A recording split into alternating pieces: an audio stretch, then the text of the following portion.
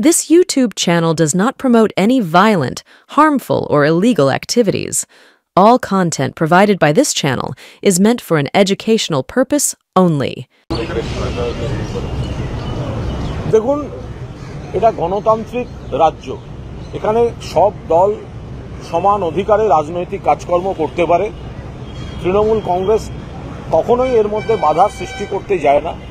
কিন্তু কোনো দল তারা যদি রাজনীতিতে বা মানুষের আদালতে পিছিয়ে পড়ে তারা যদি ধর্মের নামে বিষ ঢেলে সমাজটাকে বিভক্ত করতে চায়, অরাজকতা করতে চায়, হিংসা করতে চায়, উন্নয়নের রাজনীতিতে না পেরে ধর্মীয় ভেদাভেদে অরাজকতা তৈরি করতে চায়, তাহলে কিছু ক্ষেত্রে আমাদের কোনো নেতা তাদের ভাষাতেই তাদের জবাব দেওয়ার চেষ্টা করেন। অ্যাজ এ হোল তৃণমূল কোনো হিংসা, কোনো অগণতান্ত্রিক কথা সমর্থন করে না, কিন্তু রাজনীতি হবে উন্নয়নের উপর দাঁড়িয়ে, এটা তৃণমূল বিশ্বাস করে। সেটা যে দল না পেরে ধর্মের নামে বিষ ছড়িয়ে আগুন জ্বালানোর রাজনীতি করবে, তাদের কড়া ভাষায় জবাব দেওয়া হবে, সেটাই তিনি ইঙ্গিত করতে চেয়েছেন। মুসলিম সমাজকে শান্তি রক্ষা নিয়ে মুখ্যমন্ত্রীর বার্তার পরেই প্রভাত সিদ্দিকী বলেন, মুসলিমদের একার কাজ শান্তি বজায় রাখা নয়, সারা বাংলার সবার কাজ। না, এটা তো আমরা বারবার বলছি। আমরা এটা যারা হিন্দুত্বের নামে উগ্র রাজনীতি করেছে তাদেরও বলেছি, যারা মুসলিম ধর্মের নামে উগ্র রাজনীতি করেছে তাদেরও বলেছি। সাধারণভাবে হিন্দু সমাজ, সাধারণভাবে মুসলিম সমাজ, সাধারণভাবে খ্রিস্টান সমাজ, সাধারণভাবে যে কোনো ধর্মের মানুষ তারা তো শান্তি চান, উন্নয়ন চান, স্বস্তিতে থাকতে চান। কিন্তু এদের মধ্যে সব ধর্মেই এমন কিছু মানুষ তৈরি হয়েছেন যারা উগ্রতা দিয়ে অন্য রাজনীতি করতে চাইছেন। আমরা তার বিরোধী, আমরা সেটা কোনো অবস্থায় চাই না। আমরা যেটা হিন্দুর উগ্রত্ব যে রাজনীতি, সেই উগ্রবাদ, হিন্দুত্বের বিকৃত হিন্দুত্বের যে উগ্রবাদ, আমরা তার যেমন নিন্দা করছি, তেমনি মুসলমান সমাজের মধ্যে যদি কেউ উগ্রভাবে জনজীবন বিপর্যস্ত হওয়ার কোনো কাজে জড়িত হয়ে পড়েন বা কোনো রাজনৈতিক প্লটে ব্যবহৃত হন, আমরা তারও সমানভাবে নিন্দা করছি। আজকে সিদ্দিকী আজকে ওই মানে ওই থেকে মঞ্চ থেকে নেমেই বলছেন যে পুলিশ যদি একপেশে ভূমিকা নেয় প্রশাসন, তাহলে বিপদ আছে। কারণ হচ্ছে দোষী নয়, নিরীহ এমন অনেক লোককে মুখ্যমন্ত্রীকে খুশি করার জন্য পুলিশ অ্যারেস্ট করছে। এইসব ঘটনা আমি বলতে পারবো না, যদি তাদের নাম সত্যি ওনার কাছে থাকে, দোষী না নির্দোষ, এখন সেটা তিনি প্রশাসনকে জানাবেন। প্রশাসন খতিয়ে দেখবে। যে প্রশাসন স্পটে আছে তারাই তো চূড়ান্ত বুঝতে পারছে যে কে এর মধ্যে আছে না কে এর মধ্যে নেই। তো সুতরাং আমার মনে হয় যদি কারুর কোনো বক্তব্য থাকে যে এই ব্যক্তি দোষ করেছে, সেটাও প্রশাসন পুলিশকে জানানো প্রয়োজন। আবার কারুর যদি অন্যরকম মনে হয় তো তিনি পুলিশকে জানাবেন। আরেকটা বলছেন যে এই দলের মধ্যে মানে আপনাদের সরকারের মধ্যে এমন কিছু বিধায়ক, সাংসদ, সভাপতি আছেন যারা দিনে তৃণমূল করেন এবং রাতে আরএসএস করেন, এবং সরকারকে যারা সত্যিকারের ভালোবাসে তারা জুড়ে চলে যাচ্ছে, আর যারা ক্ষতি করছে তাদের টেনে আনা হচ্ছে। দেখুন, এটা সম্পূর্ণ সরকার এবং তৃণমূল রাজনৈতিক দল হিসেবে সর্বভারতীয় তৃণমূল কংগ্রেসের বিষয়। ওনার যদি, উনি শ্রদ্ধেয় মানুষ, মুসলিম ধর্মগুরু, তো ওনার যদি কোনো অবজারভেশন থাকে বা ওনার কোনো যদি বক্তব্য থাকে, সেটা আমাদের দলকে উনি ঠিকঠাকভাবে জানিয়ে দিলে দল সেগুলো নিশ্চিতভাবে খতিয়ে দেখবে। উনি নির্দিষ্ট, ওনার কাছে যদি কোনো অভিযোগ আসে বা ওনার কোনো আশঙ্কা তৈরি হয়, এটা তো ব্যক্তিগতভাবে কয়েকজনের ক্ষেত্রে প্রযোজ্য হবে অভিযোগগুলো। তো সেই যদি ওনার কাছে কিছু থাকে উনি সেটা দলকে জানালে দল সেই মতো পর্যালোচনা করে দেখবে। আরেকটা বিষয় বলছে যে বিজেপির ভয়ে তৃণমূলকে ভোট দিচ্ছে, এমনটা ভাবলে ভুল হবে। মানে এই যে মুসলমান, না, আমরা একবারও তো বলছি না তা। আমরা তো বলছি উন্নয়নের জন্যই তৃণমূলকে ভোট দিচ্ছেন। কন্যাশ্রী থেকে লক্ষ্মীর ভাণ্ডার, স্বাস্থ্যসাথী থেকে কৃষক বন্ধু, 70টা 80টা 90টা বিনামূল্যে খাদ্য, বিনামূল্যে স্বাস্থ্য, বিনামূল্যে শিক্ষা, এই জন্য হিন্দুরাও ভোট দিচ্ছেন, এই জন্য মুসলমানরাও ভোট দিচ্ছেন, এই জন্য খ্রিস্টানরাও ভোট দিচ্ছেন। আমরা positive vote in favour of Mamata Banerjee's development, আমরা সেই ভোটটাই জোর দিচ্ছি। এর ভয় ও দিচ্ছে, ওর ভয় সে দিচ্ছে, কোনো ব্যাপার নেই। মমতা ব্যানার্জি শান্তি, সম্প্রীতি, ঐক্য, উন্নয়ন, পরিবার পিছু উন্নয়ন দিচ্ছেন। তো সেই অধিকার অটুট রাখতে মমতা ব্যানার্জিকে ভোট দিচ্ছেন। রাজনৈতিকভাবে কি বলবেন? একজন ধর্মগুরু, তিনি আজকে মঞ্চে থাকছেন, মঞ্চ থেকে নেমেই এইসব কথা বলছেন। না দেখুন, এটা তো সম্পূর্ণভাবে উনি তো মানে ধর্মগুরু, উনি তো রাজনৈতিক নেতা মানে তার মধ্যে পড়ছেন না। উনি শ্রদ্ধেয় ধর্মগুরু তহা সিদ্দিকী।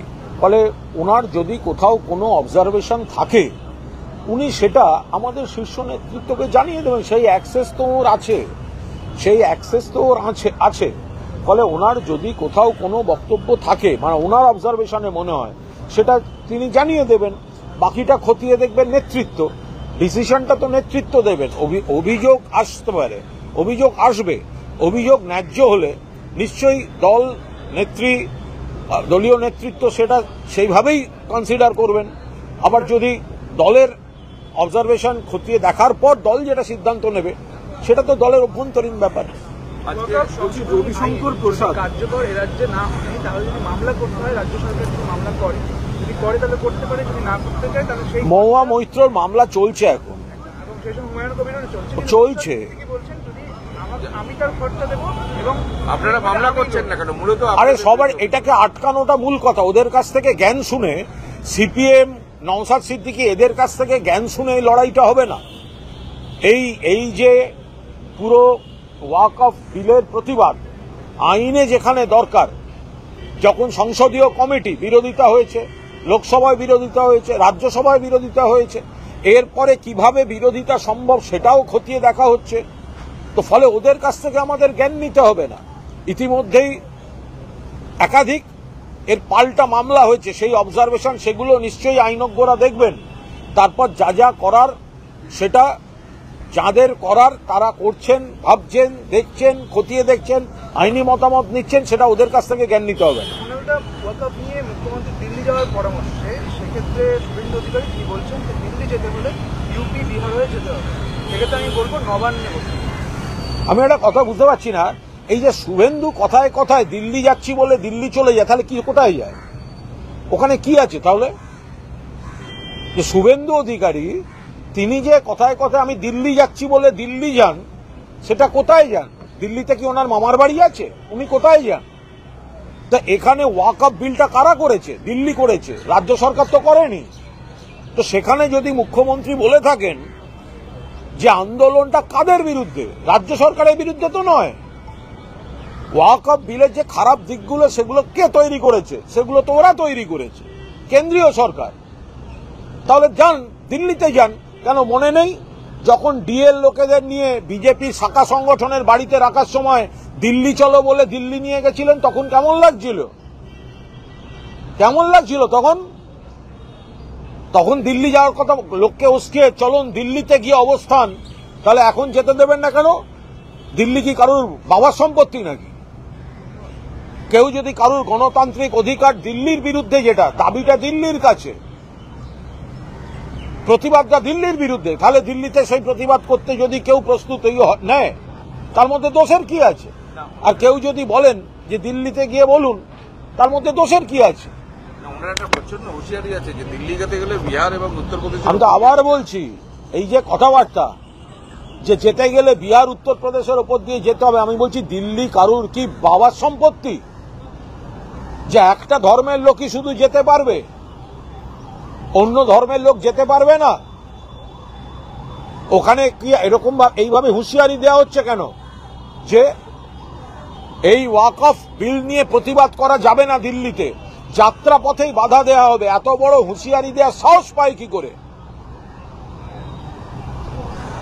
দিল্লির সরকার করেছে, তার বিরুদ্ধে দিল্লিতে প্রতিবাদের কথা যদি কেউ বলে থাকেন, তার মধ্যে তো দোষের কিছু নেই। তাহলে এদের গা জ্বলছে কেন? যেতে দেবো না, অন্য রাজ্যের ওপর দিয়ে যেতে হবে, এসব কথা আসছে করতে গিয়ে। এনআইএ চাই, আদালতে আমরা গেছি, এনআইএ তদন্ত করলে আসল ঘটনাটা হয়ে যাবে। দেখুন, এনআইএটা হচ্ছে বিজেপির একটা শাখা সংগঠন। বহু জায়গায় এনআইএ কে দিয়ে এরা করে কি, তৃণমূল কর্মীদের অকারণে মামলায় জড়িয়ে ভোটের আগে এলাকা থেকে দূর করিয়ে দেয়, যাতে ভোটটা করতে না পারে। ফলে একাধিক সেন্ট্রাল এজেন্সি যেগুলো বিজেপি শাখা সংগঠনে পরিণত হয়েছে, তার মধ্যে একটা হচ্ছে এনআইএ। ফলে ওরা এনআইএ চাইতে যাবে নিজেদের চক্রান্তকে আড়াল করতে। কেন সেন্ট্রাল এজেন্সি চাইছে? দুটো কারণ। একটা হচ্ছে বিরোধীদের হ্যারাস করো, আর যে বৃহত্তর প্লটের অভিযোগ আসছে সেটাই ধামাচাপা দিতে হবে। কি করে বাংলাদেশ থেকে গুন্ডারা এদিকে এলো? বিএসএফ কি করছিল? বিএসএফ এর ব্যর্থতা নাকি বিএসএফ এর একাংশের সহযোগিতা?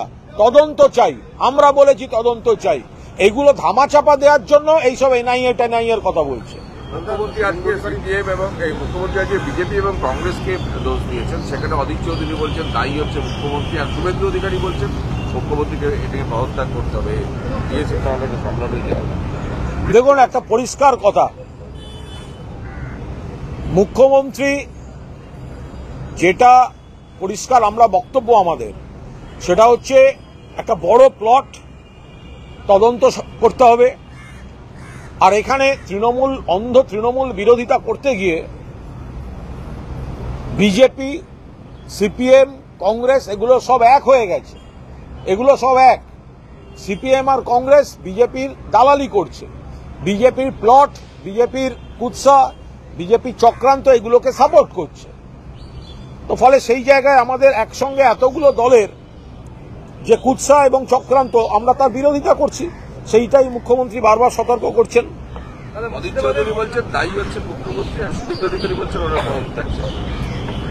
সমস্যাটা কি হচ্ছে, এই যে বিজেপির সঙ্গে সিপিএম এর রিলেশন, সিপিএম এর সঙ্গে কংগ্রেসের রিলেশন, আবার কংগ্রেসের সঙ্গে এ রাজ্যে বিজেপির রিলেশন, বুঝলেন?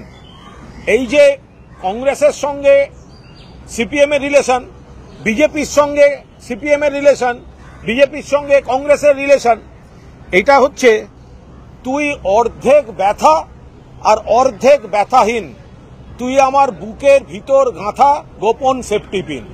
এইটা হচ্ছে বিজেপি, কংগ্রেস আর সিপিএম এর সম্পর্ক। তুই আমার অর্ধেক ব্যথা, অর্ধেক ব্যথাহীন, তুই আমার বুকের ভেতর গাঁথা গোপন সেফটি পিন। তো এইটা সামনে এসে গেলে এরা একসঙ্গে চেঁচায়। 10 লক্ষ টাকা ক্ষতিপূরণের কথা একটু মুখ্যমন্ত্রী জানিয়েছেন, বলছেন আরজি করা হলেও ঠিক একই ধরনের কাজ মুখ্যমন্ত্রী করেছিলেন। মুখ্যমন্ত্রী আসলে রাত্রি চালাতে পারেন।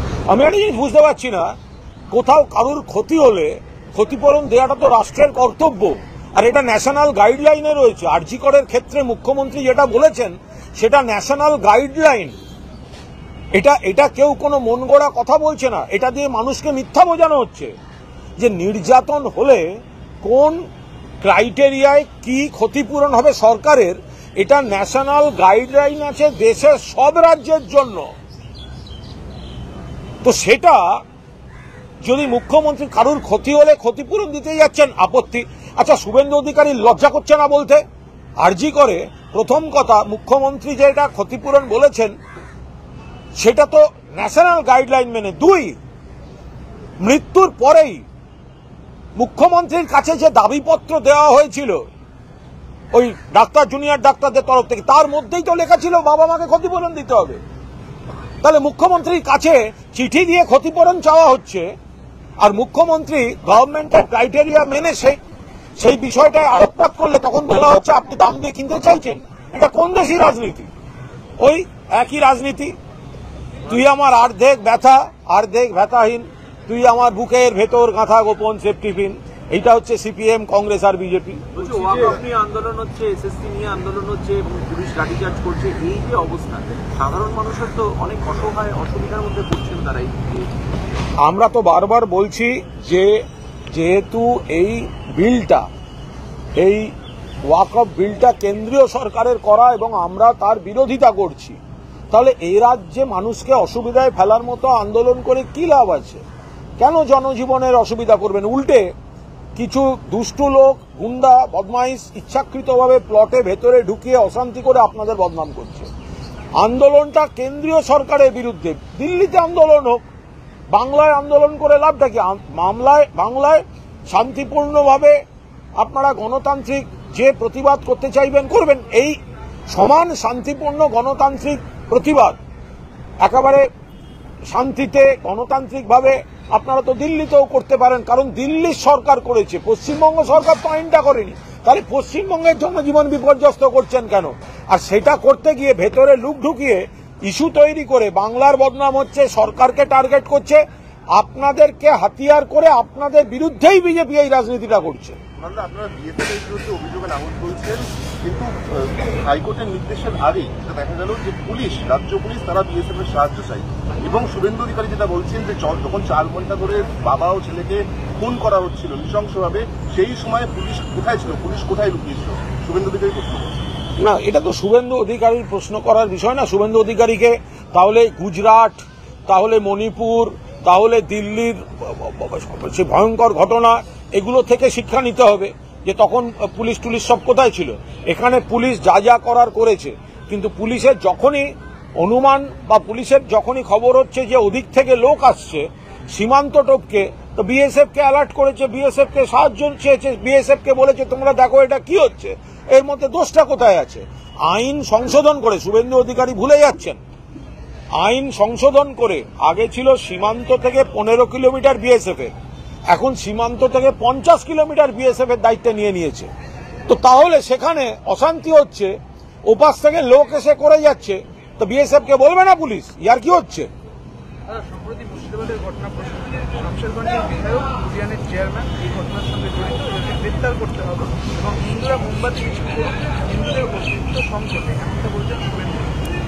দেখুন, শুভেন্দু অধিকারী যদি ঘুম থেকে উঠে তার মানসিক অবসাদের নানা ধরনের কথা বলতে আরম্ভ করেন, আপনারা প্রত্যেক ঘন্টায় ব্রেকিং চালাতে পারেন, কিন্তু ওর গোটা অবান্তর কথাগুলোর প্রত্যেকটার উত্তর দেওয়া তো কোনো সুস্থ লোকের পক্ষে সম্ভব নয়।